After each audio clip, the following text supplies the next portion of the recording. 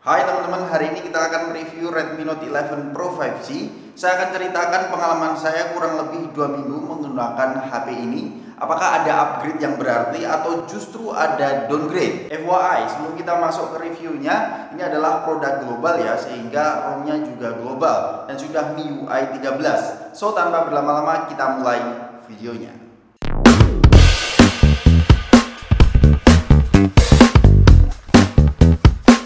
Kita mulai terlebih dahulu dari desainnya. Redmi Note 11 Pro 5G ini mengadopsi desain klasik dari iPhone ya. Desainnya mengkotak dan terasa premium banget. Thanks to build materialnya. Saya nggak bisa make sure apakah ini menggunakan aluminium, tapi ini terasa solid. Apalagi beratnya ini bisa melebihi 200 gram atau lebih tepatnya 202 gram. Kalau kita melihat backdoornya juga terasa premium karena ini sudah menggunakan kaca dengan proteksi Corning Gorilla Glass versi kelima, dan finishing bagian backdoornya juga matte sehingga tidak seagresif finishing glossy. Tapi di bagian rear kameranya itu desain AI-nya itu menurut saya kurang begitu estetik ya. This is a good phone texture, but the camera says AI. I don't know what's going on with that. Kemudian ngomongin soal casing, ini sudah ada casing di dalam boxnya, clear case biasa, dan kalian jangan khawatir, casingnya juga sudah melindungi bagian layarnya atau bahkan bagian rear kameranya. Kemudian dari segi output dan inputnya, di bagian atas ini ada 3,5 mm audio headphone jack, lalu ada air blaster dan ada speaker grill ya. Lalu di bagian kanan itu ada fingerprint magnet yang dibersamai dengan power button dan ada volume rocker. Di bagian kiri tidak ada apa-apa, dan di bagian bawah ada another speaker grill, USB Type-C dan SIM tray-nya. Di tahun ini agak sedikit downgrade ya di bagian SIM tray-nya karena mendukung hybrid. Tidak seperti tahun lalu yang mendukung dual SIM plus micro SD. Kemudian yang selanjutnya adalah dari segi softwarenya. Redmi Note 11 Pro 5G ini sudah mendukung MIUI 13 ya. Tapi catatannya atau sayangnya ini masih di Android 11. Kalau kita melihat brand lain ketika mereka update UI-nya, biasanya Android-nya juga update. Tetapi di Xiaomi Redmi Note 11 Pro 5G ini belum mendukung Android 12. Pengalaman saya kurang lebih 2 minggu. Menurut saya ya mirip-mirip lah dengan MIUI sebelumnya 12.5. Tidak ada perubahan yang signifikan yang saya rasakan dari tampilannya, dari bloatware-nya yang sangat banyak banget meskipun bisa di uninstall ya. Dan beberapa aplikasi menurut saya belum mendukung 120 Hz semuanya. Seperti YouTube ini masih scrollingnya masih terasa seperti 60 Hz. Jadi di MIUI 13 pun ini menurut saya belum ada optimalisasi yang begitu berarti. Langsung saja kita bahas dari segi speknya.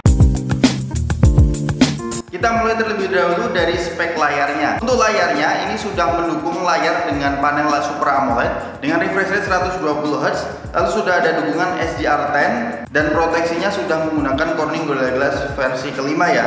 Untuk konsumsi multimedia warnanya cukup vibrant dan tingkat brightness-nya itu sampai 1200 nits. Untuk visibilitas outdoor tidak ada masalah sama sekali.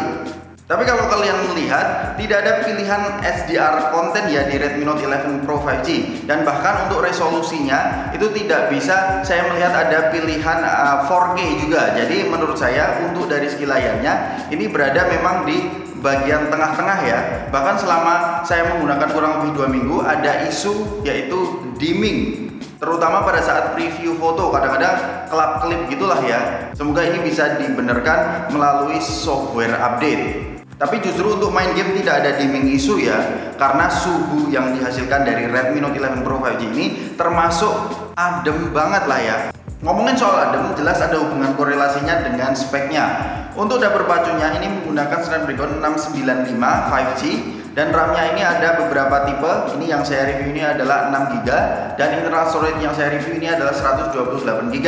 Baterainya 5000 mAh dan sudah mendukung Adreno 619. Kalau dari segi seriesnya ini memang turun sekarang di series 600-an. Tapi kalau kita tes uji benchmark ini justru naik. Ini masuk di kisaran upper mid range ya, di kisaran hampir 400 ribuan. Lalu untuk Geekbench-nya juga ini juga naik juga.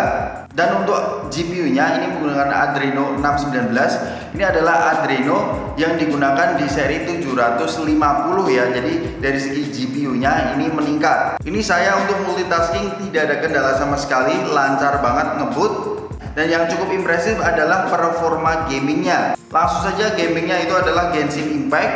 Ini adalah Redmi Note series dengan settingan low 60 fps paling smooth ya untuk 10 menit awal. Untuk kelas Snapdragon 695 ini lebih baik dibandingkan dengan tahun lalu ya. Bahkan kalau teman-teman pengen mengaktifkan extended memory atau extended RAM-nya, ini ada extended RAM-nya ditambah 2 GB, dan untuk mode performance ini juga bisa menambah kelancaran dari experience gaming Genshin Impact-nya.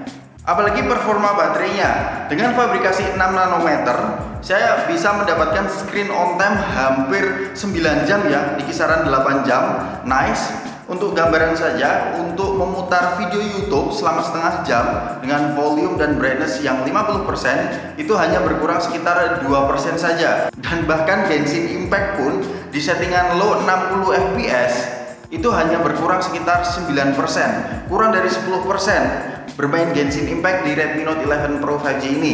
Jadi untuk baterainya jelas ini peningkatan dibandingkan dengan generasi sebelumnya ya. Saya cukup puas banget. Apalagi di tahun ini sudah mendukung pengecasan 67 watt dengan kapasitas 5000 mAh. Dari 0 sampai 100% itu kurang dari 1 jam, sekitar 40 menitan ya. Jadi ini dari segi baterainya peningkatan dibandingkan dengan tahun lalu. Kemudian yang selanjutnya adalah fitur-fiturnya. Saya akan ceritakan singkat saja.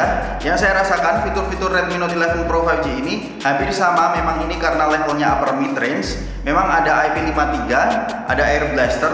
Stereo speakernya juga terasa bagus banget ya menurut saya di kelas mid range. Apalagi ini sudah mendukung Dolby Atmos juga di Redmi Note 11 Pro 5G ini. Dan yang paling saya kagumi adalah motor vibration-nya.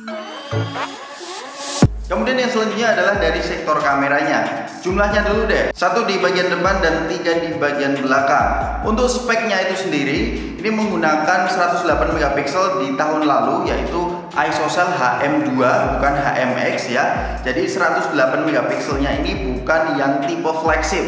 Dan langsung saja kita masuk ke hasil fotonya. Sektor produksi warnanya ini cukup natural kalau AI-nya tidak diaktifkan.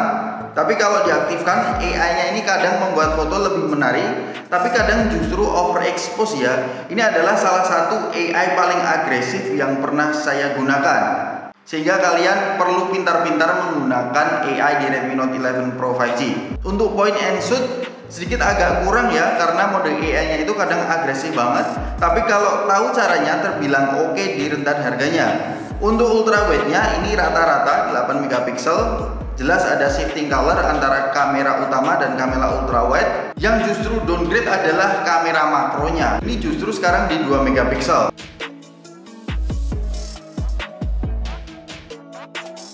Apalagi untuk videonya, jujur ini salah satu deal breaker menurut saya. Salah satunya adalah resolusi di Redmi Note 11 Pro 5G.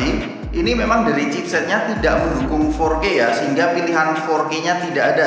Dan yang even worse lagi itu adalah dari segi stabilisasinya, baik itu dari kamera utama atau bahkan kamera ultra wide. Alright, kita masuk ke kesimpulannya. Jadi Redmi Note 11 Pro 5G ini memang ada peningkatan dan ada penurunan ya. Yang pertama jelas dari segi koneksinya. Koneksinya sekarang sudah mendukung 5G. Lalu dari performanya, baik itu performa chipsetnya itu sendiri yang naik kelas dan performa baterainya yang lebih awet. Dan apalagi teman-teman yang suka desain mengkotak ala-ala iPhone, Redmi Note 11 Pro 5G ini bisa jadi pertimbangan yang menarik. Tapi bagi teman-teman yang agak keberatan dari beberapa sektor yang saya bahas tadi, seperti videonya dan resolusi videonya, itu membuat Redmi Note 11 Pro 5G bagi para konten kreator kurang begitu menarik ya. Tidak hanya dari segi resolusinya yang tidak mendukung 4K, stabilisasinya itu justru downgrade ya. Dan kualitas videonya, I'm sorry to say, ini kok kayak HP 2 jutaan aja ya. Bahkan ada yang bilang kemarin di kolom komentar, kayak HP 1 jutaan kualitas videonya. Jadi menurut saya pribadi, bagi teman-teman yang sudah membeli Redmi Note 10 Pro, itu tidak harus upgrade ke Redmi Note 11 Pro 5G tahun ini. Jadi itulah review dari DB Gadget mengenai Redmi Note 11 Pro 5G. Kalau kalian suka dengan video ini, kalian bisa like. Kalau nggak suka, kalian bisa dislike. Meskipun dislike tidak kelihatan sekarang. Terima kasih bagi teman-teman yang sudah nonton videonya sampai akhir. Sampai ketemu di review selanjutnya. Peace out.